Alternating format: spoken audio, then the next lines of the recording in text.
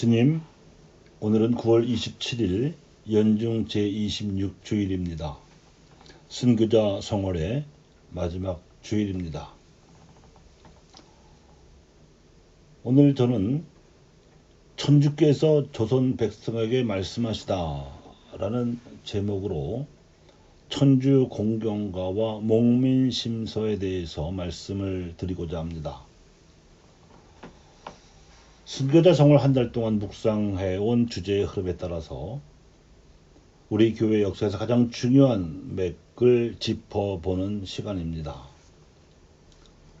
그 맥은 실로 오묘한 섭리로 이루어진 천주학 강학회와 한국천주교회의 시작이 된 명례방 공동체, 이후 초래된 박해 상황에서 전국에 흩어져 세워져서 100년을 존속한 수백 군데의 교우촌, 그리고 여기서 배출된 만여 명의 순교자들이 100년 동안 증거한 바를 통해서 하느님께서 우리 민족에게 말씀하시려는 바는 과연 무엇인가 하는 점입니다. 오늘 미사의 말씀은 이렇습니다. 첫째 독서에서 예언의 말씀을 전하는 에제키엘은 임금과 대신들과 궁정 예언자들과 사제들 등 당시 유다 왕국을 이끌었던 권력 상층부가 우상 숭배에 물드는 바람에 백성들까지도 온통 죄악으로 물들게 함으로써 나라가 멸망하는 상황에서 그런 이 비극의 원인이 하나님께 있는 것이 아니라 불의를 저지른 악인들에게 있고, 따라서 그들은 죄값으로 죽을 테지만 만일 백성들이 죄악을 버리고 돌아서서 공정과 정의를 실천한다면 그렇게 실천한 의인들은 재앙에서 구원될 것이라고 하나님의 말씀을 전해 주었습니다. 복음에서 예수님께서는 에제키엘의 예언 이후 수백 년이 흘렀어도 여전히 완고하게 회개하지 않는 종교 지도자들, 즉 수석 사제들과 백성의 원로들에게 두 아들의 비유를 들어 말씀하셨습니다. 조상 대대로 하나님의 율법을 지켜왔던 그들은 아버지의 말씀을 지키겠다고 대답을 해놓고도 지키지 않은 둘째 아들의 비유되었습니다. 그리고 예수님께서 전하신 하나님 아버지의 말씀을 듣고 주저없이 믿고 회개한 새로운 하나님 백성은 아버지의 말씀을 듣고는 싫다고 대답했지만 나중에 생각을 바꾸어 지킨 맏아들의 비유되었습니다. 그리고 둘째 독서에서 사도 바오로가 필리피 공동체의 교우들에게 토로한 이 신앙 고백은 사실 예수님께서 십자가에 달려 들어가신 이래로 초대교회 신자들이 거의 한 세대 동안 공유하며 검증해 온 역사상 최초의 집단적 신앙 고백입니다. 그래서 이를 그리스도 찬가라고 부르며 이에 담긴 뜻을 자기 비허 또는 케노시스라고 합니다. 도대체 예수님처럼 신적 권능으로 수많은 기적을 일으키실 수 있었고 뛰어난 언변을 구사하시면서 하느님 나라의 복음을 왕성하게 선포하셨던 분이 왜 그처럼 어처구니 없는 모함에 빠지셔야 했으며, 또 왜 그분은 한마디 변명도 하지 않으시고 무기력하게 돌아가셔야 했는지에 대해서 초대교회 신자들은 한동안 망연자실한 채로 좌절해 있었습니다. 그러다가 부활하신 예수님께서 보내신 성령께서 그들의 깨달음을 인도해 주시기도 했고, 그들 자신도 무려 한 세대 동안이나 고민과 사색을 거듭한 결과로 이렇듯 장엄한 신앙 고백을 할 수 있었습니다. 에제키엘의 예언에 담긴 하나님 말씀처럼 하나님께 대한 불신앙과 구원 조건을 배경으로 하고, 사도 바울의 권고에 담긴 하나님 말씀처럼 자기 피허의 그리스도께 대한 신앙을 고백하고자 조선의 천주교 신앙인들은 우리 교례가 하나님 말씀을 지키는 맏아들처럼 되게 하고자 노력을 했고, 그 깃발이 이벽이 지은 천주 공경가와 정약용이 지은 목매심서였다고 할 수 있습니다. 천주 공경가는 천지남에서 천주학과 천주교 교리를 함께 공부하던 선배들에게 이벽이 가르친 천주 가사이고, 여기서 배운 정약종이 주교요지를 지었고, 최양업은 이 주교요지를 한글 가사로 푼 사향가를 지어서 가르쳤습니다.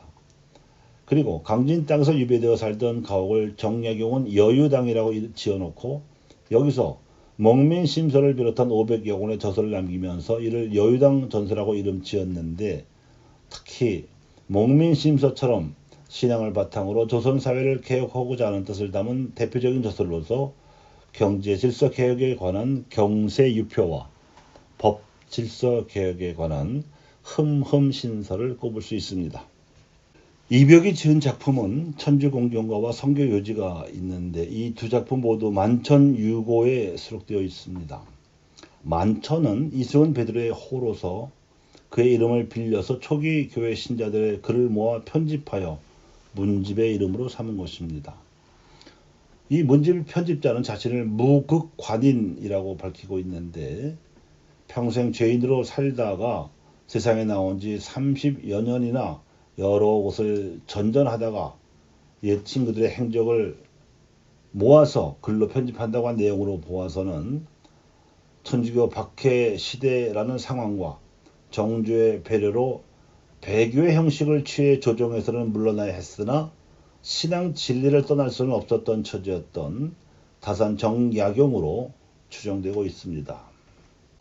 이벽은 조선에 들어온 한역 서학서들 가운데 천학초함이라든지 성경광액 등을 읽고 성교요지를 저술하였습니다. 천학초함은 중국 천주교 신자였던 이 지조가 1628년에 예수의 선교사들이 지은 53권의 저서를 모아서 중국 천주교회의 초보 신자들을 위해 편찬한 작품으로서 천주교 교리와 과학 기술을 소개하고 있는 책입니다. 또한 성경 광익은 미사 경본과 묵상서로서 요셉 마리아 모리악 선교사가 북경에서 출판한 책입니다. 그런데 이벽은 이 두 작품을 읽고 나서 완전히 이해한 후에 뛰어난 한시체로 저술함으로써 동양인의 사상과 문화의 전통으로 토착화시켰습니다. 한문과 유학뿐만 아니라 성경과 교리에 통달하지 않고서는 도무지 써내려갈 수 없는 작품입니다.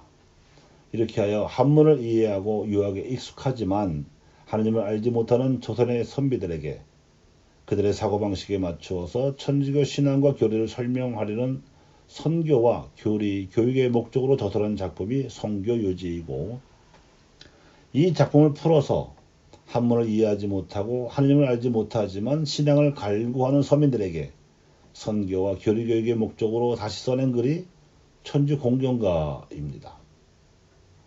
오와 세상 번님내야 이내 말씀 들어보소. 집안에는 어른 있고 나라에는 임금 있네. 내 몸에는 영혼 있고 하늘에는 천주 있네. 부모에게 효도하고 임금에는 충성하네. 삼강 오륜 지켜가자 천주 공경 으뜸일세.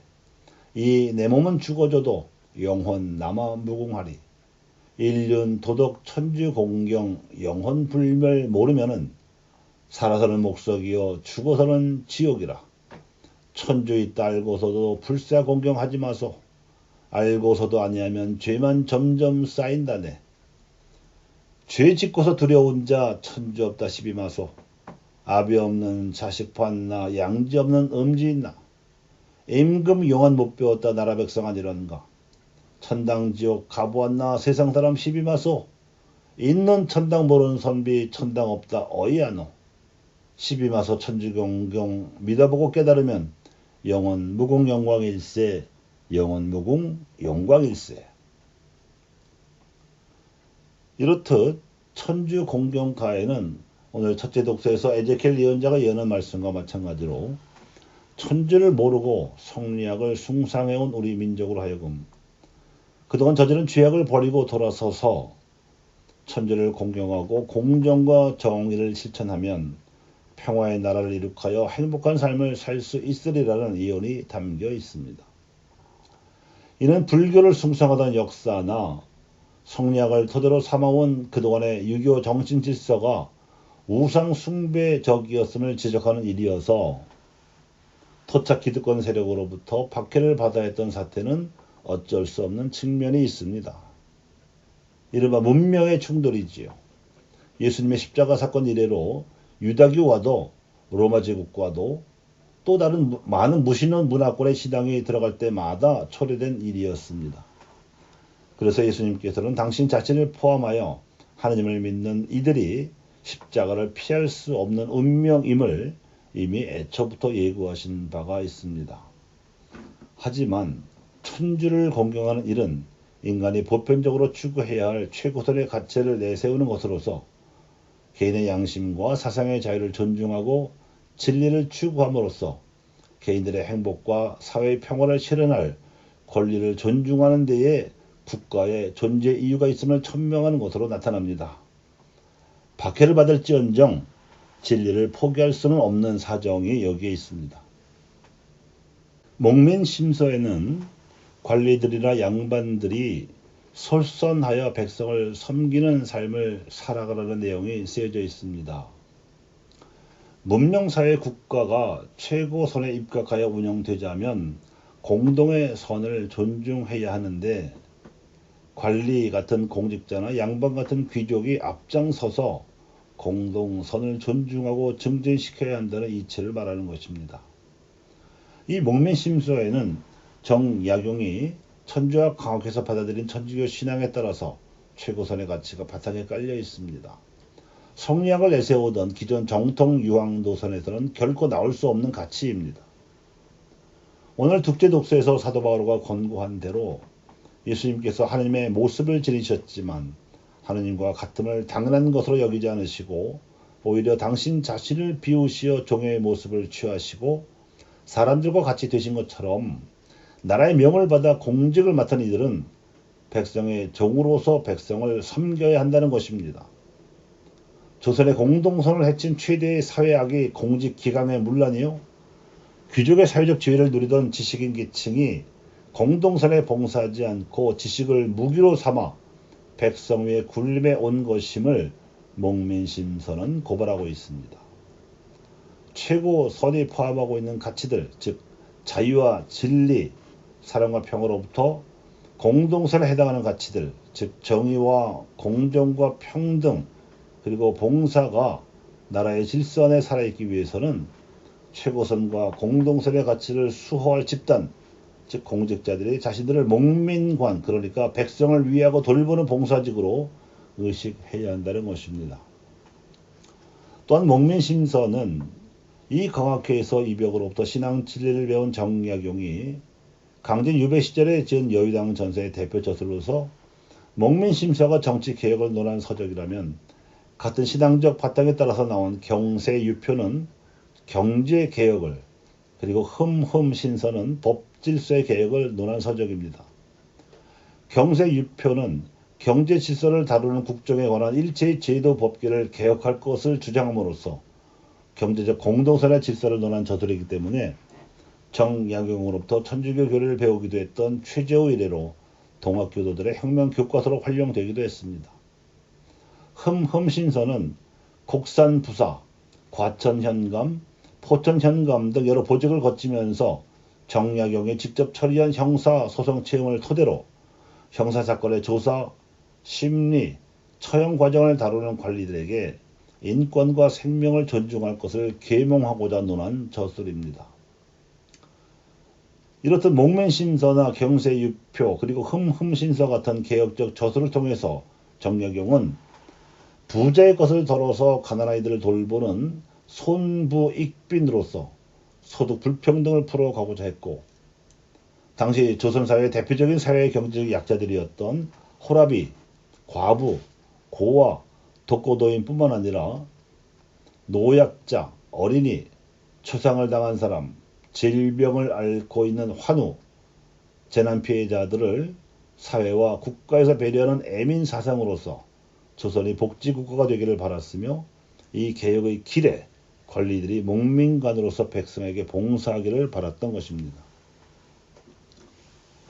요컨대 하나님께서 우리 민족에게 말씀하신 바는 최고선의 차원에서는 이벽이 지은 천주 공경가에 담겨 있고, 공동선의 차원에서는 정약용이 지은 목민 심서에 담겨 있다 하겠습니다.